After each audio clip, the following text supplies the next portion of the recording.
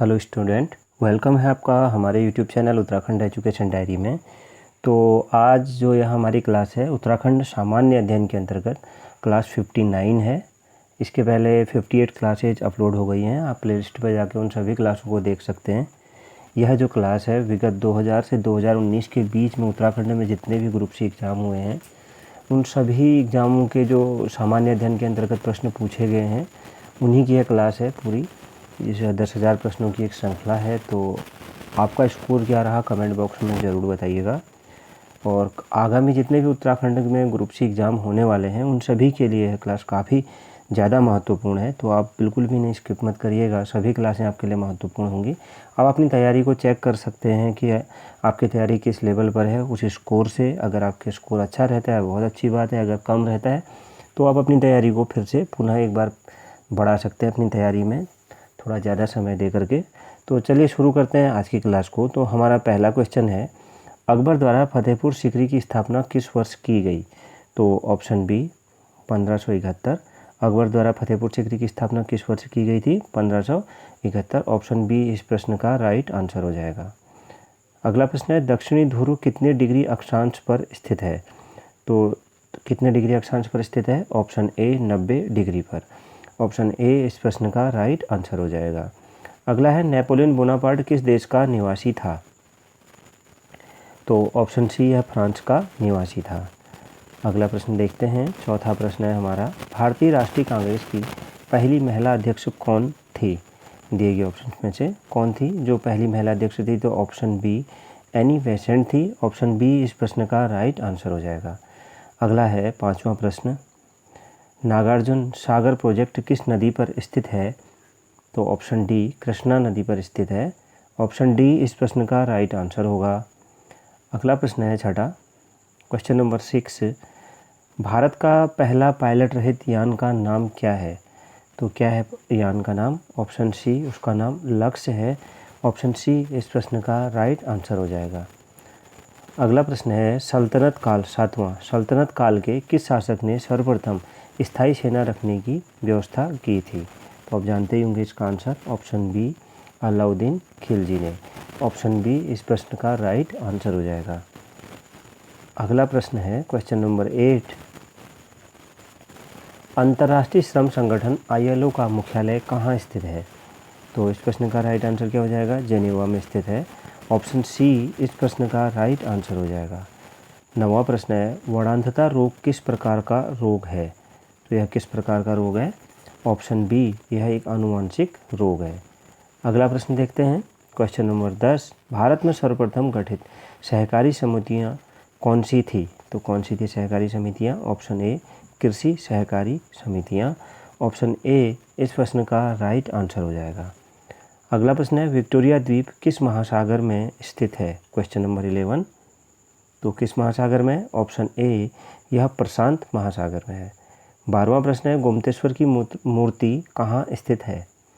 तो कहाँ पर स्थित है? ऑप्शन सी श्रवणबेलगोला में स्थित है। ऑप्शन सी इस प्रश्न का राइट आंसर हो जाएगा। अगला प्रश्न है, बाबर का मकबरा कहाँ स्थित है? तो बाबर का मकबरा कहाँ पर स्थित है? क्वेश्चन नंबर 13, तो बाबर का मकबरा स्थित कहाँ पर है? काबुल में। ऑप्शन डी इस प्रश्न का राइट आंसर हो जाएगा। अगला प्रश्न देखते हैं, सर क्रीक कहाँ स्थित है? तो सर क्रीक कहाँ पर स्थित है? तो इस प्रश्न का राइट आंसर हो जाएगा कच्छ के रण में।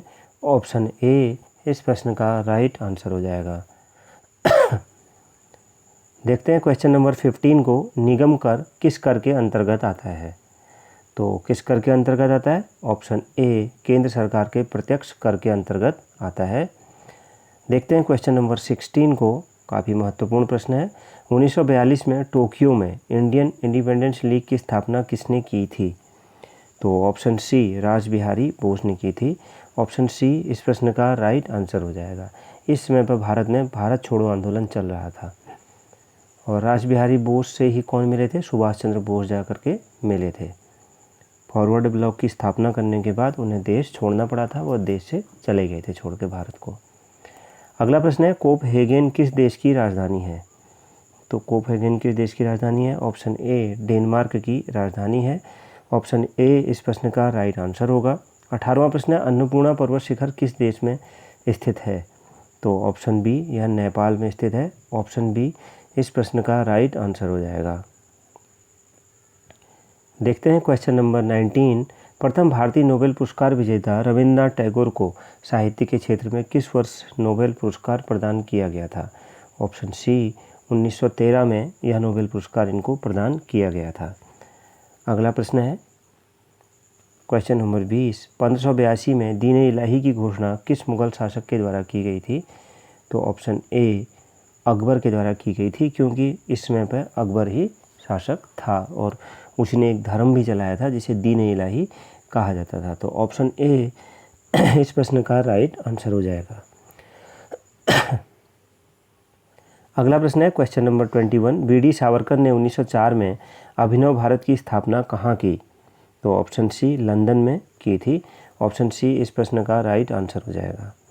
22वां प्रश्न, अमर्त्य सेन को सन 1998 में किस क्षेत्र के लिए नोबेल पुरस्कार प्रदान किया गया था? तो ऑप्शन ए, अर्थशास्त्र के लिए नोबेल पुरस्कार प्रदान किया गया था। अगला प्रश्न है, क्रायोलाइट किस धातु का अयस्क है? तो क्रायोलाइट किस धातु का अयस्क है? तो इस प्रश्न का राइट आंसर क्या हो जाएगा? ऑप्शन सी, एल्यूमिनियम का। 24वां, पीलिया रोग से संबंधित अंग है कौन सा?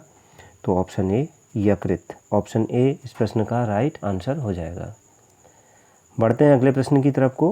Question number 25। सोनार का प्रयोग किसके द्वारा किया जाता है? तो कौन सा? ऑप्शन सी इसका राइट आंसर होगा, नौ संचालकों द्वारा सोनार का प्रयोग किया जाता है। Question number 26। अकबर ने जजिया कर की समाप्ति किस वर्ष की? तो किस वर्ष की थी? ऑप्शन डी, 1564 में की थी जजिया कर की समाप्ति। अगला प्रश्न है 27वां। टीबिया नामक हड्डी कहाँ पाई जाती है? तो कहाँ पाई जाती है? ऑप्शन बी, यह पैर में पाई जाती है। अगला है, टीकाकरण की खोज किसने की? थोड़ा सा यहाँ पर ये जो प्रिंट है उतना अच्छा नहीं है, थोड़ा इसके लिए क्षमा करिएगा। 28वां प्रश्न है, टीकाकरण की खोज किसने की थी? तो ऑप्शन ए, एडवर्ड जेनर ने। ऑप्शन ए इसका राइट आंसर होगा। 29वां, ट्रिप्सिन का निर्माण कहाँ होता है? तो कहाँ होता है? ऑप्शन बी, अग्नाशय में होता है। ऑप्शन बी इस प्रश्न का राइट आंसर हो जाएगा। अगला प्रश्न है, मदर टेरेसा को किस वर्ष नोबेल पुरस्कार प्रदान किया गया? तो किस वर्ष किया गया था? ऑप्शन डी, 1979 में 1979 में प्रदान किया गया था। अगला प्रश्न है 31वां। अकबर ने अपनी राजधानी को कहाँ परिवर्तित कर आगरा से फतेहपुर सीकरी किस वर्ष की थी? तो किस वर्ष की थी? ऑप्शन बी, 1571 में की थी। अगला प्रश्न है, कोपी नहर 32वां किन दो राज्यों को जोड़ता है? किन दो राज्यों को जोड़ता है? ऑप्शन ए, आंध्र प्रदेश एवं तमिलनाडु को जोड़ता है। ऑप्शन इसका राइट आंसर होगा। अगला है, मजहर की घोषणा किस मुगल शासक ने की? तो मजहर की घोषणा किस मुगल शासक ने की थी? ऑप्शन सी, अकबर ने की थी। तो डिटेल क्लास में इसकी जानेंगे कि मजहर क्या होता है। काफ़ी एक कॉन्सेप्ट है यह, जब हम थ्योरी की क्लासें चलाएंगे तो उसमें इन सभी प्रश्नों को डिटेल में ज़रूर समझेंगे। यहाँ पे इनकी ज़्यादा हम चर्चा इसलिए नहीं करते क्योंकि क्लास काफ़ी लंबी हो जाती है। अगला प्रश्न है क्वेश्चन नंबर 34। हरगोविंद खुराना को सन 1968 में किस क्षेत्र के लिए नोबेल पुरस्कार प्रदान किया गया? तो किसके लिए किया गया था? ऑप्शन डी, चिकित्सा शास्त्र के लिए। अगला प्रश्न है, इबादत खाना की स्थापना अकबर के द्वारा कब की गई? 35वां प्रश्न, ऑप्शन डी, 1575 ईस्वी में। 36वां प्रश्न है, यक्षगान लोक नृत्य का संबंध किस राज्य से है? तो ऑप्शन ए, कर्नाटक से है। ऑप्शन ए इसका राइट आंसर होगा।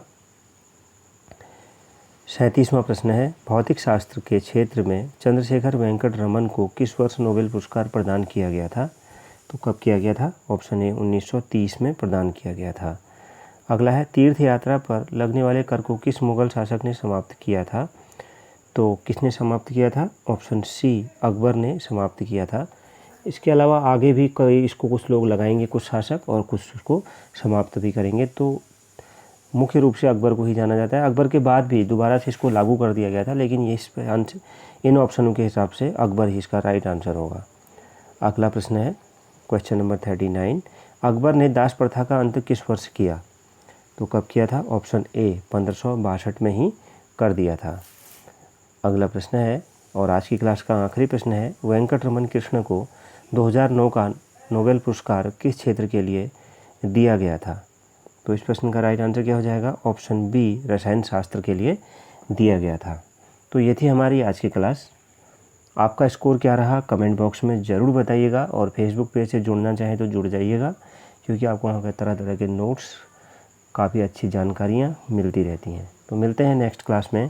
Thank you very much.